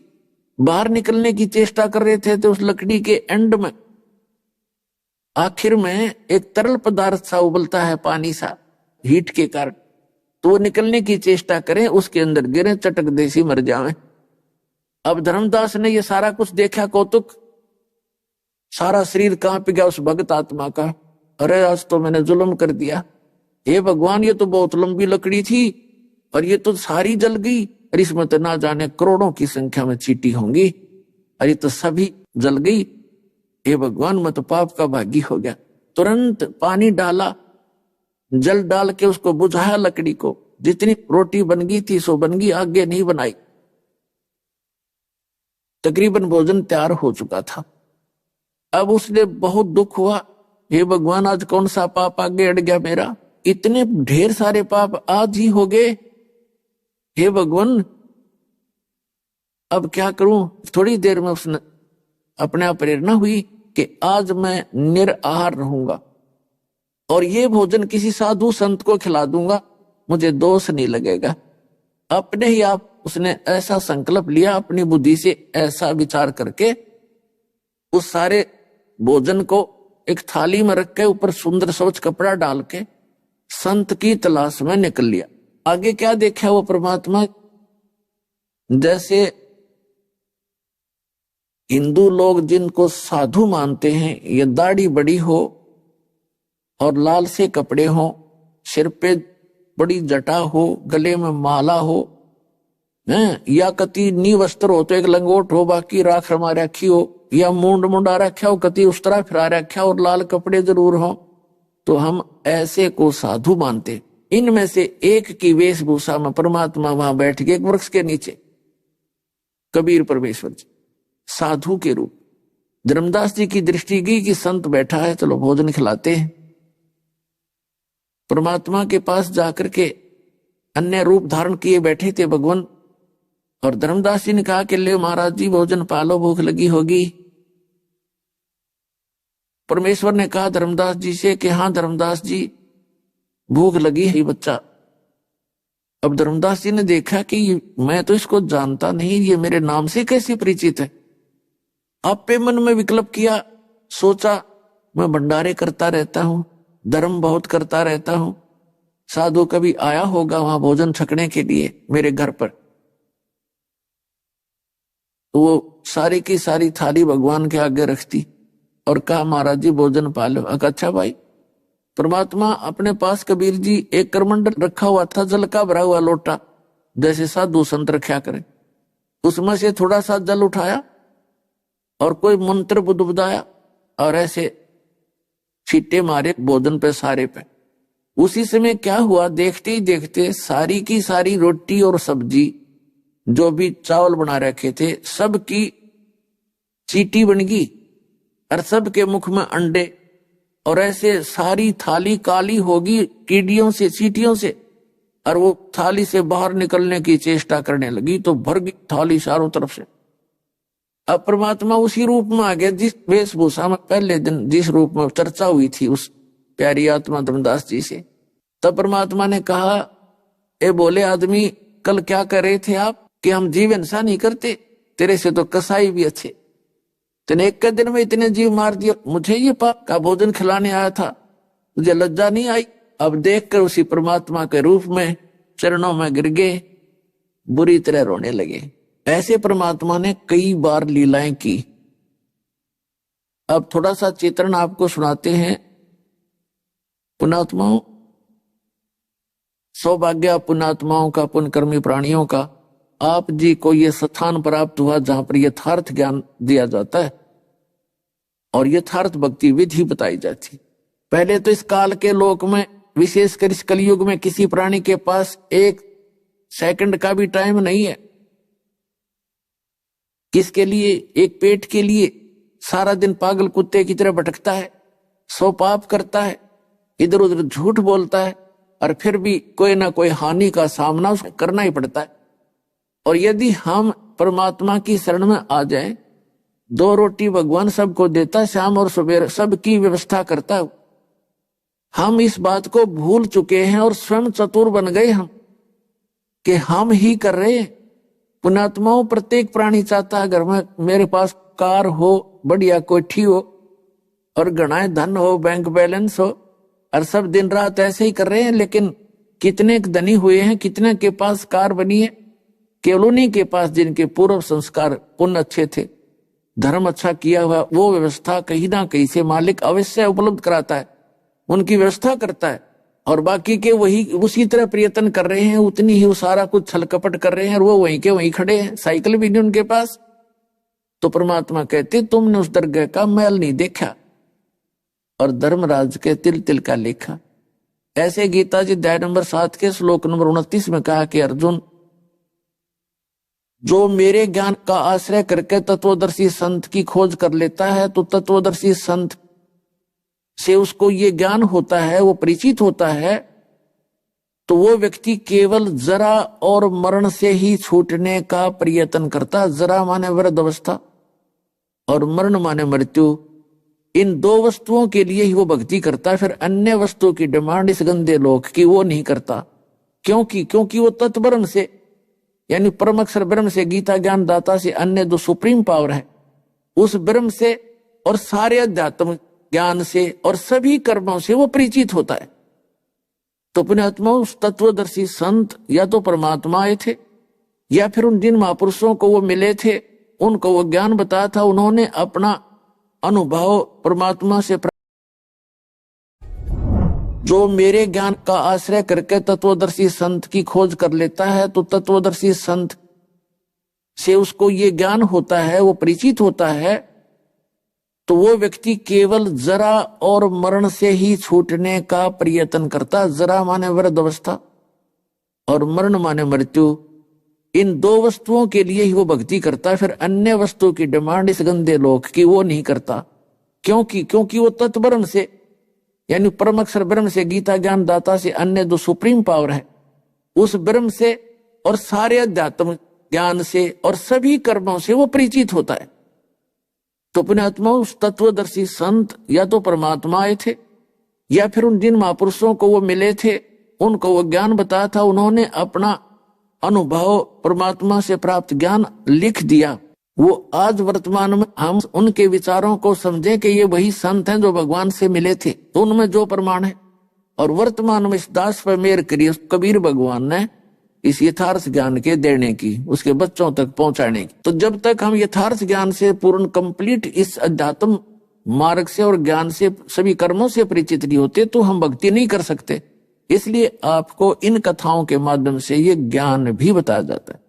तो कहने का भाव ये है, दास का जो उद्देश्य है कि आपका सौभाग्य है कि आपको ये यथार्थ ज्ञान सुनने को मिला और ये वो भक्ति मिल गई जो अभी तक परमात्मा ने आपके लिए सुरक्षित रखी थी, गुप्त रखी थी, छुपा रखी थी। आप तक यहां तक लाए थे भगवान इधर उधर से छुपा के। आप वो पुण्यकर्मी प्राणी हो जो सतलोक आश्रम में जो पहुंच चुके हैं या पहुंचेंगे, वो परमात्मा की विशेष आत्माएं, आम आत्मा नहीं है।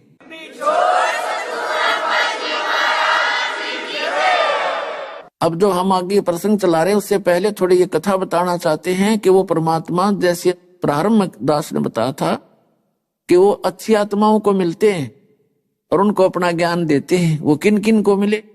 आदरणीय धर्मदास साहिब जी की कथा आपको दास सुना ही रहा है, अब ये से क्लियर होगा। आदरणीय मलुकदास साहिब जी से, आदरणीय नानक साहिब जी से, आदरणीय दादू दास साहिब जी से, आदरणीय गरीबदास साहिब जी गांव छुड़ानी जिला झज्जर हरियाणा वाले से मिले, और आदरणीय गीसा दास साहिब जी गांव खेखड़ा जिला मेरठ उत्तर प्रदेश वाले को। और वैसे तो बहुत महापुरुषों को मिले हैं, लेकिन ये कुछ महापुरुष दास के ज्ञान में है, नॉलेज में है, इनको मिले। तो इनमें से आदरणीय गरीबदास साहिब जी को परमात्मा मिले सन 1727 में। सन 1717 में गरीबदास साहिब जी का जन्म हुआ। 10 वर्ष के थे जब खेतों में गऊ चरा रहे थे, बहुत से और भी गवाले साथ थे। तो वो परमात्मा अपने गुण धर्म के आधार से सतलोक से चलकर आए गति करके, वो एक साधु जिंदा महात्मा का रूप बना के उनके पास आए, फिर उनको ज्ञान दिया। लंबी कहानी है, थोड़ा शॉर्ट में बताएंगे।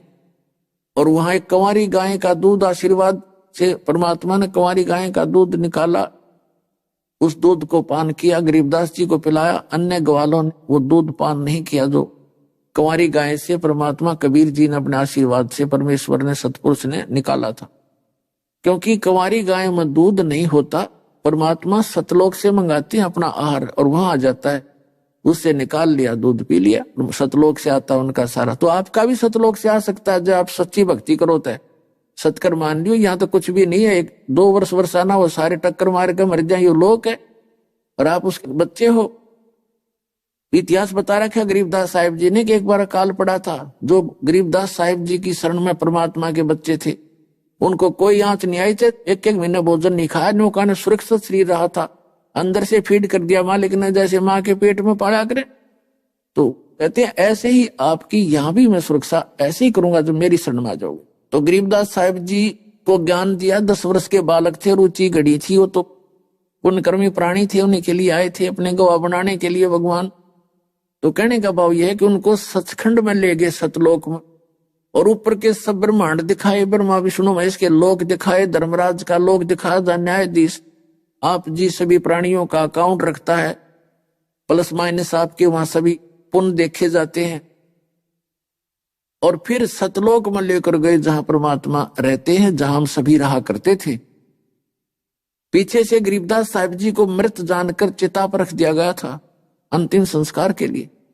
उसी समय परमेश्वर ने, कबीर देव जी ने सतलोक से उस प्यारी आत्मा को वापस भेज दिया कि जा बच्चा, तेरे शरीर का नाश करने जा रहे हैं, तू जल्दी शीघ्र जा। तुरंत उसमें प्रवेश कर दिए और फिर वो उठ करके परमात्मा के से प्राप्त उस ज्ञान का उच्चारण करने लगे, उस वाणी का। तो पुण्यात्माओं, उस आदरणीय गरीबदास साहिब जी ने परमात्मा से प्राप्त ज्ञान को उसी तरह उच्चारण किया जैसे तुलसीदास जी ने लाखों वर्ष पहले घटना घटी, रामायण की जो कुछ भी लीला थी, श्री राम और रावण की, कैसे जन्मे थे रामचंद्र जी, वो कौन थे, कहां से आए थे, किस कारण से वो यहाँ आए थे, वो सारी डिटेल अपनी चौपाइयों के माध्यम से बोली और वो आज पवित्र हिंदू धर्म के सभी पुण्यकर्मियों को मान्य है कि तुलसीदास जी ने जो बोला लाखों वर्ष पहले का वो सत्य है। इसी प्रकार आदरणीय गरीबदास साहिब जी को परमात्मा ने वो दिव्य दृष्टि दे दी, उस दिव्य दृष्टि से और अपना ज्ञान फीड कर दिया। लाखों वर्ष पहले की, असंख्यों युग पहले की बीती हुई सब घटनाएं और आने वाले समय में क्या क्या होगा वो सब लिखा। तो उसी के आधार से गरीबदास साहिब जी की वाणी से आपको ये थोड़ा सा वार्ता सुनाते हैं परमात्मा और उस धर्मदास प्यारी आत्मा की। दर्जन दे का रूप शैल वृंदावन कीनी, तहां मिले धर्मदास करत हैं बहुत अधीनी। एक साधु और पुण्यकर्मी प्राणी जो पूर्व जन्म के होते हैं उनके स्वाभाविक लक्षण होते हैं, उनके अंदर विनम्रता बहुत होती है। भगत वही होता है जिसके अंदर बहुत विनम्रता होती है, जीव दया भी बहुत होती है उसके प्रति, वो किसी को दुखी नहीं देख सकता। यदि उसकी पार नहीं बसावा उसको सुखीकरण की आंखों में आंसू जरूर भर लेता है। और ये भक्त है, जरा सी बात हो जा, हिंदू मुसलमानों को मार दो, मुसलमान हिंदुओं को फूंक दो, हिंदू सिखों को फूंक दो, सिख हिंदुओं को मार दे, ये भक्त नहीं रहे। हम भले चाहे हिंदू हैं, सिख हैं, मुसलमान या ईसाई बने हैं, लेकिन हम भक्त नहीं रहे। हमें भक्त बनना पड़ेगा उस परमात्मा के पाने के लिए। तो यहाँ क्या कहते हैं, दर्जन दे का रूप, जिंदा महात्मा का रूप बना के परमात्मा वो परम पिता पूर्ण ब्रह्म सत्य पुरुष शैल वृंदावन की नींह, वृंदावन में सैर सपट्टे को आए और तहां मिले धर्मदास करते हैं बहुत आदीनी। बहुरंगी वरियाम कामनी कामी सोई, दर्शत गुरु का रूप धनी उतरे हैं लोई। जैसे आप जी को बहुत बार यह आध्यात्मिक ज्ञान चर्चा के माध्यम से भी सुनने को मिला, अन्य संतों के कबीर पंथियों के विचार और इस दास के यथार्थ परमात्मा से प्राप्त ज्ञान के विचार सुने। अन्य जितने भी ये कबीर पंथी हैं, जिसमें दामा खेड़ा वाले या लहर तारा तालाब काशी वाले या कबीर चौरा काशी वाले या खरसिया वाले या अन्य भी जितने कबीर पंथी हैं, जैसे ये मधु परमहंस रांजड़ी वाले, ये क्या बताते हैं, कबीर साहब को तो एक सतगुरु, एक टीचर मानते हैं और परमात्मा को भिन्न मानते हैं। वो परमात्मा को निराकार मानते हैं। परमात्मा प्रकाश ही प्रकाश है, चेतन प्रकाश है। हरियो मधु परमहंस थोड़ी चतुरता दिखा के अटपट न्यारी कर रहा है। सृष्टि रचना सुनाई इसने, पहले परमात्मा गोपत थे, फिर शब्द उच्चारण किया, उससे सफेद प्रकाश हो गया, उस सफेद प्रकाश में परम पुरुष स्वयं मिल गए, फिर वो अमरलोक हो गया, सतलोक बन गया। फिर वो उस प्रकाश में परमात्मा समा गए, फिर वो चेतन हो गया, वो अमरलोक बन गया। और फिर वही सार नाम, वो आदि नाम, वो सच्चा नाम, सार नाम सतपुरुष का है और सतपुरुष ही सार नाम हो गया। और कबीर साहब को भी सतगुरु मानते हैं। आपको कबीर सागर से भी रूबरू कराएंगे। और ये परमात्मा की प्यारी आत्मा गरीबदास साहिब जी क्या बता रहे हैं, दर्जन दे का रूप शैल वृंदावन की नी, तहां मिले धर्मदास करत हैं बहुत अधीनी। बहुरंगी वरियाम कामनी कामी सोई, दर सतगुरु का रूप धनी उतरे हैं लोई। एक सतगुरु का रूप बना के कहते हो कुल धनी खुद मालिक उतरे वहां से चलकर आए हैं। यही वेद बताते कि वो परमात्मा वहां से गति करके आता, सह शरीर एज इट इज, अपने शरीर को हल्का तेज पुंज का बना लेता है, उसके प्रकाश को ऑफ कर लेता है। यही गरीबदास जी कहते कि धर सतगुरु का रूप धनी उतरे हैं लोई। धनी यानी कुल मालिक, परम उजागर ज्ञान ध्यान बहुरंगी बाना, तहां मिले धर्मदास आचार विचार दीवाना। कहते वहां परमात्मा आए और धर्मदास जी उस कर्म कांड में कति दीवाना हो रहा था, पागल हो रहा था, बुरी तरह आरूढ़। परमात्मा ने अपने आप को छुपाकर एक दास की भूमिका निभाकर, परमात्मा उस एक जीव को स्वामी कहते हैं। कि कहीं ये बेदक ना जा और मेरी बात सुने नहीं और बात बिगड़ जा। अपने आत्माओं, काल के जाल से आपको निकालने के लिए परमात्मा ने कितने छल छिद्र करने पड़ते। अब आप तो काल की भांग पी के अब मस्त हो रहे हो, अपना पता निकल के बिजली गिरेगी। कौन सी भांग पी रखे हैं? कहते झूठे सुख को सुख कहे, ये मान रहा मन मोदे। मस्त हो रहा है ये सकल चबीना काल का, कुछ मुख में कुछ गोदे। कबीर ये माया अटपटी, सब घट आण अड़ी, किस किस को समझाऊं या को भांग पड़ी। कहते सबको एक जैसी भांग पे रखी है, कार कोठी चाहिए। और जो मर गए कोई बात ना, हम अभी हैं, अभी नहीं मरेंगे। जो मृत्यु को प्राप्त हुए वो भी यही अटकड़ लगाए बैठे थे, हम अभी नहीं मरेंगे। तो यहां क्या बताते हैं? हमें यहां से निकालने के लिए परमात्मा कैसी लीला करते हैं। क्या बोले? कौन तुम्हारी जात कहां से आए स्वामी, पूछे पुरुष कबीर धनी साहब नीकामी। ओए है, कहते कौन तुम्हारी जाति और कहां से आए स्वामी। मालिक परमात्मा उस धर्मदास जी को कहते हैं स्वामी जी, क्योंकि वो साधु का रूप बनाए बैठे थे। धर्मदास जी वैष्णो संत जैसी वेशभूषा किए हुए थे, तिलक तलक ला के गल मांगो छाटांग के हैं, और अपना वही माला मूला कई लगा रखी थी गले में। कंठी तो अलग थी, वो और भी डाल लेते हैं कई मालाएं। तो क्या कहा? कौन तुम्हारी जात कहां से आए स्वामी, और पूछे पुरुष कबीर धनी साहेब नीकामी। नीकामी माने निस्वार्थ भाव से सबके उद्धार करने वाले। परमात्मा ने पूछा कि हे स्वामी जी आप कहां से आए? पूछे पुरुष कबीर, पुरुष माने परमात्मा, परमात्मा कबीर पूछ रहे हैं। वो धनी साहेब निकामी, वो कुल मालिक।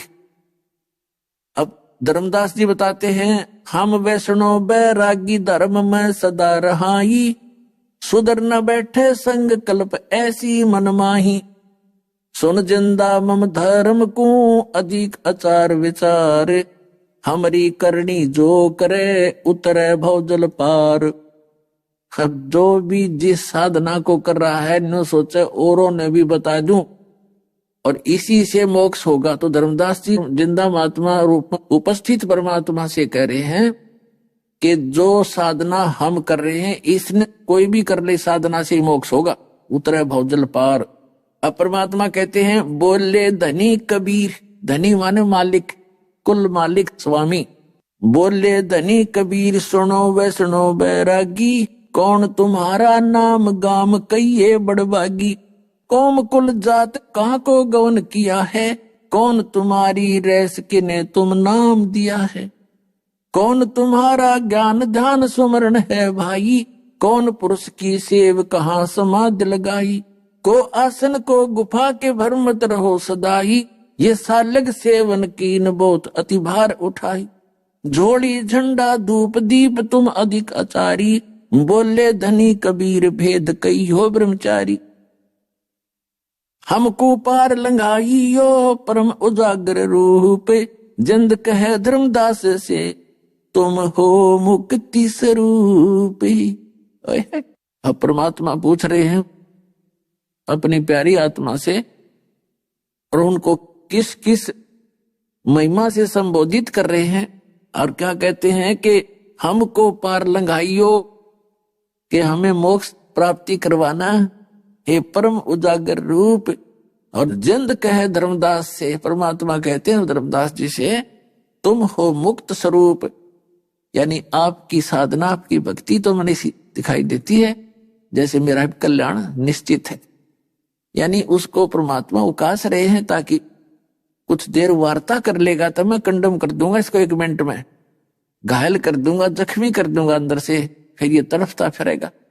और पहले हमारे निकट आने के लिए परमात्मा कैसी लीला करनी पड़ी। क्या बताते हैं? बोले धनी कबीर सुनो वैष्णो बैरागी, और कौन तुम्हारा नाम गाम कहिए बड़भागी, कौम कुल जात कहाँ को गमन किया है, और कौन तुम्हारी रैस किन्हें तुम नाम दिया है। परमात्मा पूछ रहे, कौन तुम्हारा ज्ञान दान सुमरण है भाई, और कौन पुरुष की सेव यानी किस भगवान की पूजा करते हो, और कहां तुमने समाधि लगाई। को आसन को गुफा के भर मत रहो सदाई, कि कहीं कोई आसन है तुम्हारा ठिकाना, कोई आश्रम है, या किसी गुफा में रहते हो, या ऐसे रमते राम हो भ्रमण करते रहते हो। को आसन को गुफा के भर मत रहो सदाई, और सालग सेवन कीन अति बहुभार उठाई। झोली झंडा धूप दीप तुम अधिक आचारी, और बोले धनी कबीर भेद कहियो ब्रह्मचारी। और फिर कहते हैं हमको पार लंघाइयो। परमात्मा कह रहे हैं तूने अपने सारा कुछ ले रखा है, जोड़ी भी है, धूप भी, दीप भी, जोत जात लगाते हैं, धूप भगवान के आगे रखते हो, मूर्ति भी ले रखी है, तो हमको पार लगाइयो। हमको पार लंगा वही परम उजागर रूप, जिंद कहे धर्मदास से। जिंदा महात्मा रूप में बैठे परमात्मा धर्मदास जी कहते हैं तुम हो मुक्त स्वरूप। धर्मदास जी से करे। अब धर्मदास जी फिर लगा बताने में कौन हूं, क्या करता हूं, कहां से आया हूं। बांधोगढ़ है गाम नाम धर्मदास कहीजे, वैसे कुली कुल जात सुदर की नी बात सुनीजे। हम सुदरों को निकट नहीं आने देते, और वैसे कुल में मेरा जन्म है, जात है, और धर्मदास मेरा नाम है, और वैसे कुल में मेरा जन्म है, बनिया हूं, और बांधोगढ़ मेरा गांव है। बांधोगढ़ है गांव नाम धर्मदास कहीजे, वैसे कुली कुल जात सुदर की नी बात सुनीजे। सरगुण ज्ञान स्वरूप धान साल की सेवा, मल्लागरी छड़कंत संत सब पूजे देवा। 68 तीर्थ दान ध्यान करे हम आए, पूजे सालग राम तिलक गलमाल चढ़ाए। धूप दीप अधिकारी आरती करे हमेशा, राम कृष्ण का जाप जप हम रटते शंकर शेषा। नेम धर्म से नेह स्नेह दुनिया से नाही, आरूढ़ बैराग और की मानू नाही। अब धर्मदास जी बता रहे हैं कि नेम धर्म से ने स्नेह दुनिया से नाही, और आरूढ़ बैराग और की मानू नाही। कह रहा है कि मुझे पूरा विश्वास अपनी साधना पर, आरूढ़ हूं मैं इसके ऊपर, और किसी की मानू नहीं चाहिए। कोई बेसिक सिर पटक लेना, मेरा जो मार्ग है फाइनल है। फिर क्या कहते हैं, सुन जिंदे मम धर्म को वैष्णो रूप हमारे, 68 तीर्थ हम करें और चिन्ह सिरजनहार। धर्मदास जी कह रहे हैं कि हे जिंदा बाबा जी, अब सुन ले, हमारा वैष्णो धर्म सबसे श्रेष्ठ है, और हम 68 तीर्थ भ्रमण करके परमात्मा प्राप्ति करेंगे। अब परमात्मा क्या बोले, बोले जिंद बैन कहां से सालग आए, को 68 का धाम हमें तत्काल बताए। राम कृष्ण कहाँ रहे नगर वो कौन कहावे, ये जड़वंत है देवता से क्यों घंट बजावे। सुने गुने नहीं बात धात पत्थर के स्वामी, कहाँ भर में धर्मदास चीन निज पद निकामी। बोलत गटकट पूर्ण ब्रह्म धर्म आदू नहीं जाना, चिदानंद को चीन डार पत्थर पासाना।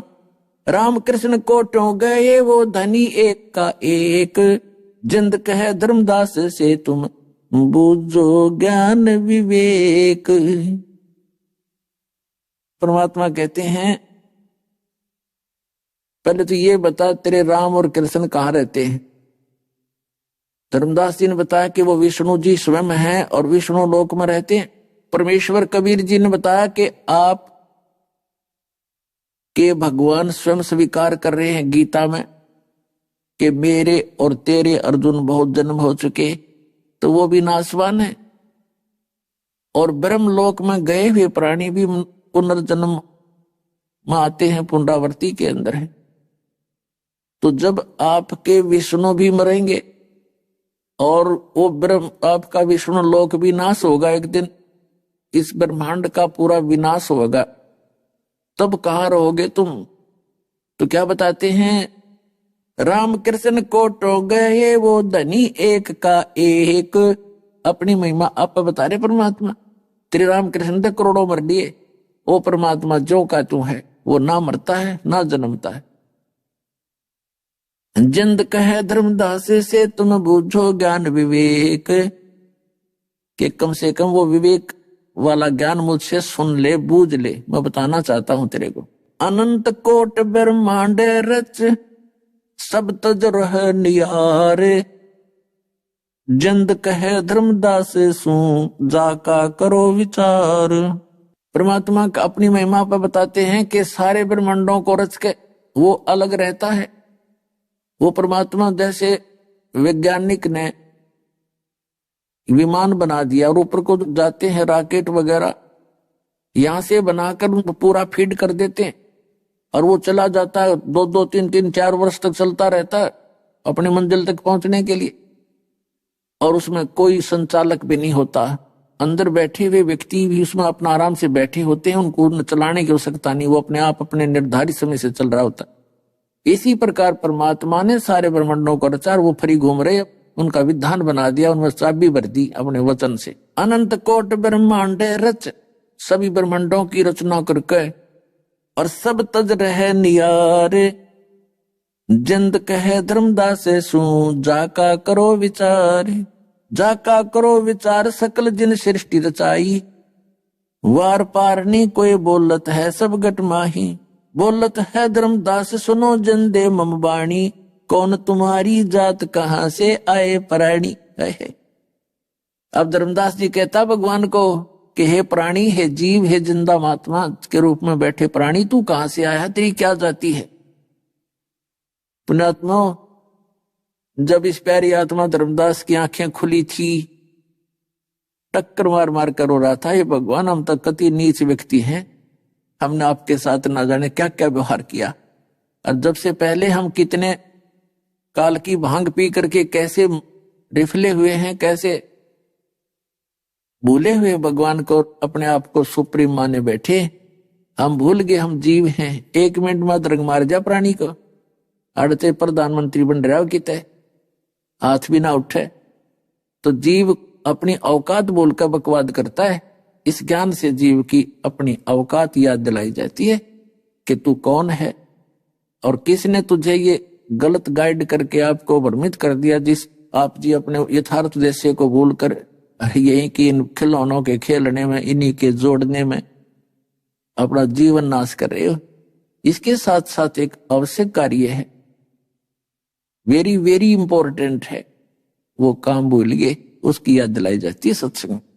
ये अतरज की बात कही तैमो से लीला, नमक पिया दूध पत्थर से करी करीला। नरसिला नित नाच पत्थर के आगे रहते, जाकी हुंडी झाली सांवल जो सा कहन थे। पत्थर से रविदास दूध जिन बेग पिलाया, सुन जिंदा जगदीश कहा तुम ज्ञान सुनाया। परमेश्वर परवान पत्थर न कहिए जिंदा, ना माँ की छान छवाई दई देखो सरसंदा। सरगुण सेवा सारे है निर्गुण से नहीं ने, सुन जिंदे जगदीश तू हम दीक्षा क्या दे। अब धर्मदास जी लग गया लाने देन, क्योंकि हमारी जो सालग्राम मूर्ति थी पत्थर की, पीतल की, जो ले रहा था साथ में रखता था भगवान विष्णु की, कृष्ण जी की, तो परमात्मा ने कहा कि भगवान की मूर्ति को आपने पत्थर बता दिया, ये भगवान है, पत्थर मत समझ जिंदा। देख, नामदेव जी ने पत्थर के भगवान को दूध पिला दिया था, विठल भगवान को, और नरसिंह जी भी पत्थर के आगे नाचा करते थे, गीत गाते थे, उसकी हुंडी कैस कर दी थी भगवान ने, और भी बहुत सी बात सुनाई। अपने आत्मा एकदम ज्ञान समझ में नहीं आता प्राणी के। अब जैसे विचार करने की बातें हैं कि नामदेव जी ने पत्थर के भगवान को, मूर्ति को दूध पिला दिया, बिल्कुल सही है, क्योंकि पिछले ही तप से होते हैं पूर्ण हंस मुराद। जो पिछले संस्कारी प्राणी होते हैं वो किसी ना किसी युग में परमात्मा कबीर जी यानी कि इज्जत भक्ति से वो चार्ज होते। जैसे पुण्यात्माओं, अब ये भक्ति मार्ग पूरे विश्व में प्रारंभ होगा और करोड़ों अरबों व्यक्ति मनुष्यधारी प्राणी पार होंगे। अब सत भक्ति हजारों वर्ष चलेगी। तो इस दौरान जो पार हो गए वह हो गए, और फिर भी जिनका पैर फिसल गया वो यहीं रह जाते हैं। फिर अगले जन्म जन्मांतरों में इस बैटरी चार्ज से, इस वर्तमान की सत साधना से वे ऊपर की लोकों में चले जाते हैं। कहीं पर देवता बन जाते हैं, कहीं पर ब्रह्मा विष्णु महेश की पदवी पाते हैं। फिर उसके बाद नीचे स्वर्ग महास्वर्ग में अपने पुण्यों को समाप्त करके फिर पृथ्वी पर डाल दिए जाते हैं। तो वो पुण्यकर्मी प्राणी फिर भी अन्य प्राणियों से अधिक उनकी भक्ति शक्ति और पुण्य साथ रहते हैं, क्योंकि प्रारब्ध एवरेज रेशो से बनाया जाता है। पुण्य और पाप जिस भी रेशो में आपके हैं उसी रेशो से उतने पुण्य उतने ही पाप निकालकर आपका एक जीवन निर्धारित किया जाता है मनुष्य का, जिसको प्रारब्ध कहते हैं। तो उन्हीं विठल जी की मूर्ति की पूजा तो और पता नहीं कितना महाराष्ट्र कराया करता, और उस नामदेव जी ने दूध कैसे पिला दिया? क्योंकि वो पुण्यात्मा थी, परमपिता परमात्मा की आत्मा थी, और उन्होंने संकल्प कर दिया था कि जब तक भगवान आप दूध नहीं पियोगे मैं भी अन्न आहार नहीं करूंगा। माता पिता चले गए थे बाहर उनके भ्रमण करने के लिए किसी कामवश, और छोटे से बालक नामदेव की ड्यूटी लागे थे, बेटा विठल जी का भोग लगाना, दूध का कटोरा, और फिर बाद में अन्न ग्रहण करना, पहले मत खाना। तो वो पत्थर की मूर्ति वो माँ बाप तो कैसे करते थे, कटोरा दूध का रख दिया भगवान विठल की मूर्ति का आगे, थोड़ा सा उंगली से उठा के मुंह का लगा दिया, फिर थोड़ी देर पर्दा रख दिया, 2 मिनट में उठा के